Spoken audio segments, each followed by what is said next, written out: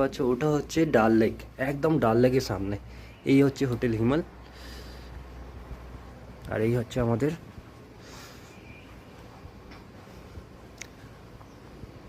ওই দেখো, ওই যে দেখা যাচ্ছে সব হাউস বোটগুলো লাগানো আছে লাইন দিয়ে।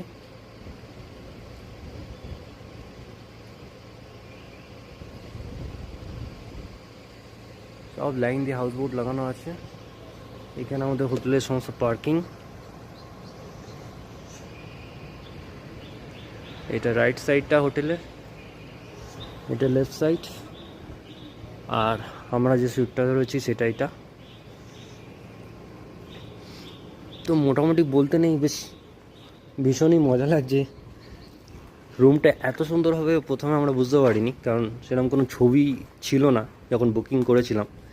কিন্তু এখানে এসে দেখলাম বেশ ভালোই লাগলো, এটা বেশ বড় একটা রুম।